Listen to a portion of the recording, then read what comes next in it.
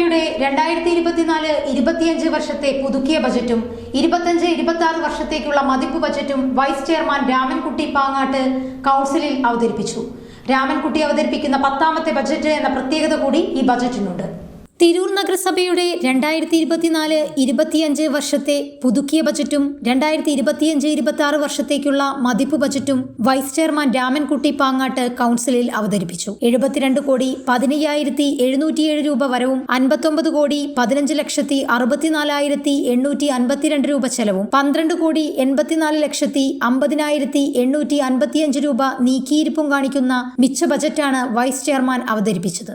14,54,58,707 രൂപ വർഷാരംഭം നീക്കും, 57,25,57,000 രൂപ വരവും ഉൾപ്പെടെ 72,15,707 രൂപ ആകവരവും 10,855 രൂപ നീക്കിയിരിക്കും പ്രതീക്ഷിക്കുന്ന 2025-26 വർഷത്തെ മതിപ്പ് ബജറ്റും ബഹുമാനപ്പെട്ട കൗൺസിലിന്റെ പരിഗണനയ്ക്കും അംഗീകാരത്തിനുമായി സമർപ്പിക്കുന്നു.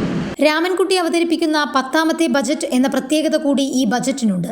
നഗരത്തിലെ അടിസ്ഥാന പ്രശ്നങ്ങൾക്ക് പരിഹാരം കാണുന്നതിനാണ് ഈ ബഡ്ജറ്റിൽ മുൻഗണന നൽകുന്നത്. രാജീവ് ഗാന്ധി സ്റ്റേഡിയം 8 ട്രാക്കുകളാക്കി പ്രകൃതിദത്ത പുല്ലുവെച്ച് നവീകരിച്ച് അന്താരാഷ്ട്ര നിലവാരത്തിലാക്കും. Guest room, dressing room, toilet ബ്ലോക്കുകൾ അടക്കമുള്ള പവലിയൻ നിർമ്മിക്കും. ഇതിനായി നഗരസഭാ വികസന ഫണ്ടിൽ നിന്നും 1.25 കോടിയും കുറുക്കോളി മൊയ്തീൻ MLA-യുടെ ആസ്തി വികസന ഫണ്ടിൽ നിന്നും 2 കോടിയും ചെലവഴിക്കും. ഇതിന്റെ പ്രവൃത്തി ഉദ്ഘാടനം അടുത്ത മാസം നടത്തും. നഗരത്തിൽ പാർക്കിംഗ് പ്ലാസകൾ നിർമ്മിക്കും. ഇതിനായി 1 കോടി കണ്ടെത്തും. ബസ് സ്റ്റാൻഡ്, നിലവിലെ പഴയ കെട്ടിടം പൊളിച്ചുമാറ്റി പുതിയ ബസ് ടെർമിനലും ഷോപ്പിംഗ് കോംപ്ലക്സും നിർമ്മിക്കും. ഇതിനായി 1 കോടി രൂപ നീക്കിവെച്ചിട്ടുണ്ട്. എല്ലാ അംഗൻവാടികൾക്കും AC സൗകര്യം നൽകും. വാഗൺ ട്രാജഡി മ്യൂസിയം യാഥാർത്ഥ്യമാക്കും. പുഴയോര സൗഹൃദ ഇടങ്ങൾ സ്ഥാപിക്കും. പുതിയ മത്സ്യ മൊത്ത വ്യാപാര കേന്ദ്രം തുറക്കും. നഗരത്തിൽ നിശാ മാർക്കറ്റ് ആരംഭിക്കും. ഫോറിൻ മാർക്കറ്റ്, ബസ് സ്റ്റാൻഡ് പരിസരം എന്നിവ ഇതിനായി ഉപയോഗപ്പെടുത്തും. അല്ലാമ മുഹമ്മദ് ഇക്ബാൽ സ്മാരക മുനിസിപ്പൽ ലൈബ്രറി ലൈബ്രറി സംവിധാനത്തിലാക്കും. BPL കുടുംബങ്ങൾക്ക് മുഴുവൻ സൗജന്യ കുടിവെള്ള കണക്ഷൻ നൽകും. അർഹരായ മുഴുവൻ ഭവനരഹിതർക്കും വീട് നിർമ്മാണ ധനസഹായം നൽകും. പരിരക്ഷാ പദ്ധതിയിൽ മൃതദേഹങ്ങൾ സൂക്ഷിക്കുന്നതിനായി ഫ്രീസർ സൗകര്യം ഏർപ്പെടുത്തും. വയോജനങ്ങൾക്ക് പോഷകാഹാര കിറ്റ് നൽകാനും പദ്ധതിയുണ്ട്. പച്ചക്കറി കൃഷി വ്യാപകമാക്കുന്നതിനായി തൊഴിലുറപ്പ് പദ്ധതിയുമായി സംയോജിപ്പിച്ച് പുതിയ പദ്ധതികൾ നടപ്പിലാക്കും. ഇങ്ങനെ ഒട്ടേറെ നൂതന പദ്ധതി നിർദ്ദേശങ്ങളാണ് ബജറ്റിലുള്ളത്. യോഗത്തിൽ ചെയർപേഴ്സൺ AP നസീമ അധ്യക്ഷത വഹിച്ചു.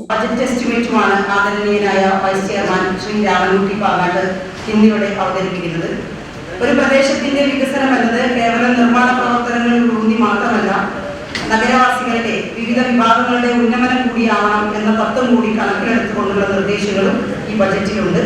അതായത് സമഗ്ര വികസനമാണ് ഇതിലൂടെ ലക്ഷ്യമാക്കുന്നത്.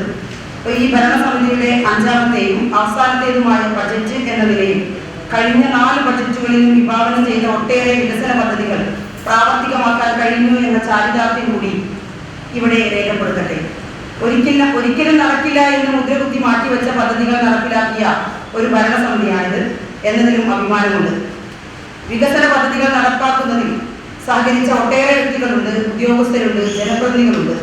ബജറ്റ് തയ്യാറാക്കുന്നതിന് നേതൃത്വം വഹിച്ച വൈസ് ചെയർമാൻ, കൂടെ നിന്ന ജനപ്രതിനിധികൾ, ഉദ്യോഗസ്ഥർ എല്ലാവരോടും നന്ദിയും കടപ്പാടും അറിയിച്ചുകൊണ്ട് നമ്മുടെ നഗരത്തിന്റെ പുരോഗതിക്കായി നമുക്ക് ഒരുമിച്ച് നിൽക്കാമെന്ന വിശ്വാസത്തോടുകൂടി 2025-26 വർഷത്തേക്കുള്ള ബജറ്റ് അവതരിപ്പിക്കുന്നതിനായി ബഹുമാന്യനായ വൈസ് ചെയർമാനെ സാദരം ക്ഷണിക്കുന്നു.